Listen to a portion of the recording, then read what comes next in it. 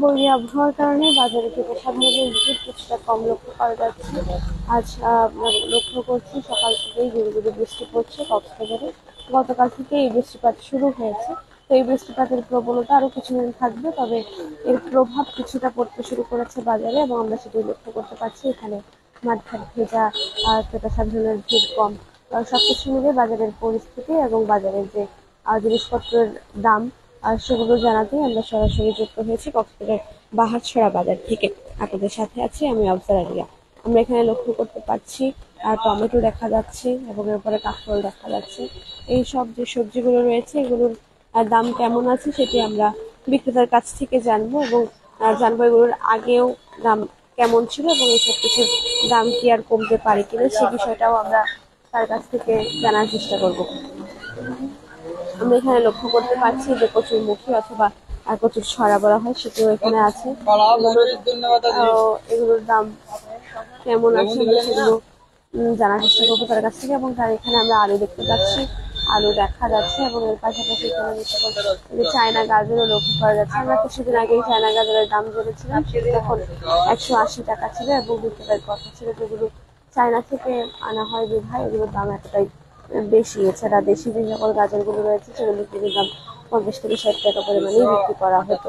এবং এর পাশাপাশি আমরা এখানে মরিচ দেখতে পাচ্ছি, আমরা সেটি লক্ষ্য করতে পারছি। এখানে বাজারে আমরা দেখতে পাচ্ছি এখানে ক্রেতা এসেছেন এবং ক্রেতার সাথে একটি ব্যস্ত সময় চলছে তার, আমরা এখানে সেটি লক্ষ্য করতে পারছি। এবং এখানে আমি যেটা বলছিলাম যে আসলে যে সকল সবজিগুলো রয়েছে সেগুলোর গত সপ্তাহে দাম কেমন ছিল এবং এই সপ্তাহে কতটা কমেছে কিংবা বেড়েছে সেটি কিন্তু আমরা বিক্রেতার কাছ থেকে জানবো আর কি। আমরা এখন কথা বলবো তার সাথে এবং জানার চেষ্টা করবো এই সবজিগুলোর দাম কেমন রয়েছে তার কাছে। এখানে এই যে আলুর দাম কিরকম? আলুর দাম 25 টাকা কেজি। টমেটো? টমেটো 80 টাকা ছিল, এখন 60 টাকা কেজি। কাঁকরোল? কাঁকরোলও 80 টাকা ছিল, 60 টাকা কেজি। সব জিনিসের দাম একটু কমতেছে এমনি। গাজর?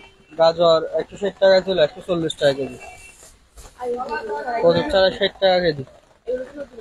এগুলো নতুন আছে, নতুন নতুন 100 টাকা শুধু বিক্রি হয়েছিল, এখন তারপর 80 টাকা, তারপর 60 টাকা চলে আসছে। এখন সামনে আরো কমে যাবে।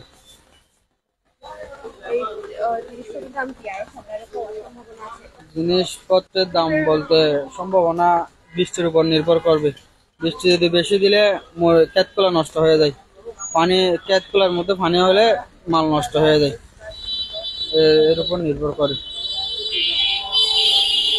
কথা বলছিলাম বিক্রেতার সাথে এবং তিনি যে কথাটি বলছিলেন যে আসলে এগুলোর দাম আরো কমবে কিনা, সেক্ষেত্রে তিনি যে কথাটি বলছিলেন যে বৃষ্টিপাতের কারণে যে সকল মজুত করা শাকসবজি এবং যে চাষাবাদের শাকসবজি সেগুলো যদি নষ্ট হয়ে যায় সেক্ষেত্রে কিন্তু দাম বৃদ্ধি পেতে পারে।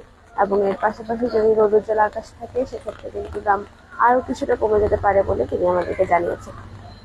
আমরা এখানে লক্ষ্য করতে পারছি আরো অনেক ধরনের কিছু কিছু সবজি রয়েছে এবং সবকিছুরই কিন্তু দাম কিছুটা 10-20 টাকা করে কমে এসেছে। আমরা সেটি দেখতে পাচ্ছি এখানে। আমরা এর আগেও আমরা জেনেছিলাম যে ঢেঁড়সের দাম ছিল 80 টাকা করে এবং এখন সেটি 60 টাকা মূল্যে বিক্রি করা হয়েছে। এবং এর পাশাপাশি যে মরিচ, সেই মরিচও কিন্তু ঈদের পরে 100 টাকা করেও বিক্রি করা হয়েছে এবং সেই মরিচের দামও এখন 60 টাকা আছে। সবকিছু মিলে জিনিসপত্রের দাম অনেকটা সহনীয় পর্যায়ে আছে, তবে বৈরী আবহাওয়ার কারণে কিছুটা প্রভাব পড়ছে সে বাজারে। এতক্ষণ বাহারছড়া বাজার থেকে বাজারের আপডেট জানাচ্ছিলাম আমি আফজার আলিয়া।